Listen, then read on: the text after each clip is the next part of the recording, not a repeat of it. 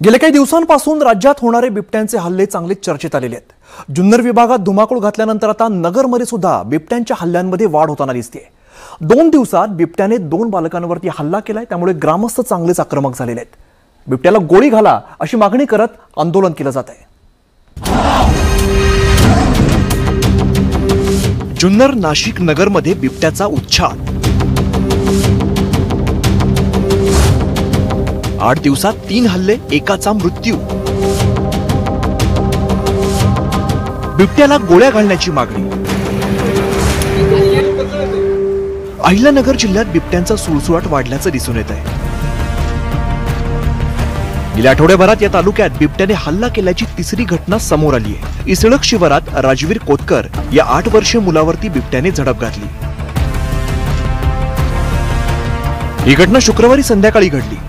या घटनेमध्ये राजवीर गंभीर जखमी झालेला असून त्याच्यावरती खासगी रुग्णालयात उपचार सुरू आहेत। या विरोधात ग्रामस्थ आक्रमक झालेले असून खारीकर्जुने, इसडक आणि निमगा या 3 गावांनी पूर्णपणे गाव बंद केलंय। बिबट्याला गोळी घालण्याची मागणी करत रास्ता रोको आंदोलन करण्यात आलंय। आज बऱ्याच लोकांनी गहू पेरायचं राहिलेलं, बऱ्याच लोकांची खुरपणी राहिलेली, बऱ्याच लोकांची कुळपणी राहिलेली आणि कोणी शेतात जात नाही। MIDCत जायला सुद्धा संध्याकाळच्या वेळेस लोक घाबरत आहेत। कोणी वस्तीवर थांबत आतमध्ये कोंडून घेतलेली गंमत झालेली। वन विभागाने एवढीच होती की आम्ही त्या बिबट्याला शूटआउटची ऑर्डर काढा। जोपर्यंत शूटआउटची ऑर्डर निघत नाही तोपर्यंत आम्ही आंदोलन थांबवणार नाही। कारण की आम्हाला ज्यावेळेस आमची पहिली खारेकर्जुनेमध्ये घटना घडली होती त्या टायमाला आम्हाला वन विभागाच्या अधिकाऱ्यांनी लेटर दिलं होतं का शूटआउट ऑर्डरचा लेटर देऊन देखील त्यांनी शूटआउट ऑर्डर केलेली नाही, बिबट्या कुठेही कॅप्चर केलेलं नाही। माझी प्रशासनाला एकच विनंती की कागदी घोडे तुम्ही किती दिवस नाचवणार आहात आणि या बिबट्याला तुम्हाला जेरबंद करण्यासाठी किंवा ठार मारण्यासाठी अजून किती बळी पाहिजे हे या ठिकाणी प्रशासनाने आपली भूमिका कुठेतरी स्पष्ट केली पाहिजे। नगरमध्ये गेल्या 7 महिन्यात 6 जणांना बिबट्याच्या हल्ल्यात आपला जीव गमवावा लागलाय। त्यामुळे नागरिकांमध्ये प्रचंड संतापाचं वातावरण दिसून येत आहे। दुसरीकडे जुन्नरमधील बिबट्याचे हल्ले काही थांबताना दिसत नाहीयेत। जुन्नरच्या ओतूरमध्ये रस्त्याच्या कडेला दबा धरून बसलेल्या बिबट्याने एकाच ठिकाणी 2 वेळा वेगवेगळ्या वाहनांवरती हल्ला केलाय। बिबट्याचा हल्ला CCTV कॅमेऱ्यात कैद झालाय। वाहन चालकांवरील बिबट्याचे हल्ले या घटना अनेकदा घडलेल्या असून वनविभाग ठोस पावलं कधी उचलणार असा सवाल ग्रामस्थ उपस्थित करतायत। आम्ही तर कामाला येतो, आम्हाला पण भीती वाटते यायला जायला, आम्ही पायी येतो ना, मग काहीतरी घेतलं पाहिजे ऍक्शन। 6 वाजताच निघतो म्हणलं काही हे नाही ना, अंधार पण नसतो पडलेला, तेव्हा काहीतरी केलं पाहिजे कारण लहान लेकरं पण असतात ना इथं। 6 वाजता 6:15 वाजता बिबट्याने हल्ला केला होता एका मोटरसायकलवर। तो गंभीररित्या जखमी झाला।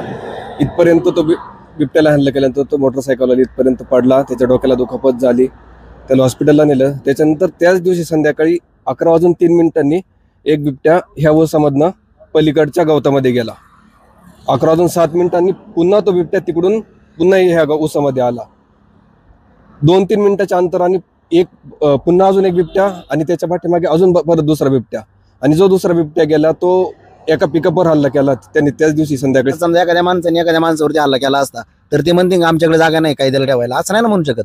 तर त्या आमच्या असे म्हणणे का ज्या ठिकाणी हल्ले होतात तो बिबट्या परत पुन्हा हल्ला करणारच, म्हणून तात्काळ तिथं पिंजरा लावणं गरजेचं आहे। उद्या कोणाचा बळी गेल्यानंतर मग नंतर आंदोलन करायचं, हे करायचं ते करायचं, त्याच्यापेक्षा आत्ताच काहीतरी त्याच्या उपाययोजना केली पाहिजे। अशी घटना होण्यामागची कारण बरेच असू शकतात। एक तर त्याचा अधिवास डिस्टर्ब झालेला आहे किंवा त्याने जागा सोडलेली आहे, नवीन जागेच्या शोधात तो असू शकतो, किंवा एखादी फिमेल लेपर्ड असेल किंवा मादी लेपर्ड असेल, तिला पिल्लं आहेत आणि पिल्लं रस्ता क्रॉस करताना कुठे मागे राहिली आणि तो पुढे गेला तर आउट ऑफ सिक्युरिटी किंवा त्यांच्या काळजीपोटी मादी आई जी असते बिबट्यांची ती अशी वाहनांच्या मागे जाऊ शकते। बिबट्याच्या हल्ल्याने शुक्रवारी नाशिकमध्ये एकच हलकल्लोळ माजवलेला होता।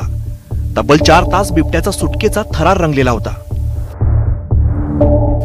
या घटनेचा CCTV फुटेज समोर आलेला असून बिबट्याचा चपळ हालचाली आणि लोकांची उडालेली घाबरगुंडी यात स्पष्टपणे दिसून येते।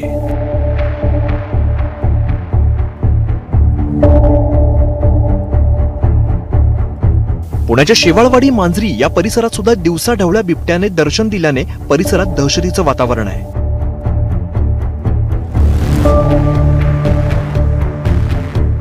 बिबट्याच्या हल्ल्यापासून वाचण्यासाठी संगमनेरमध्ये वन विभागाकडून जनजागृती केली जाते. बिबट्यापासून स्वतःचं संरक्षण कसं करावं याचे धडे दिले जात आहेत.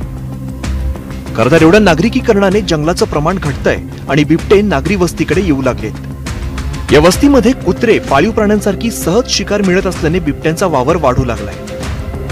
त्यामुळे वन विभाग शासनाने यावरती कायमस्वरूपी तोडगा काढण्याची गरज आहे. Bureau report, news 18 Lokmat.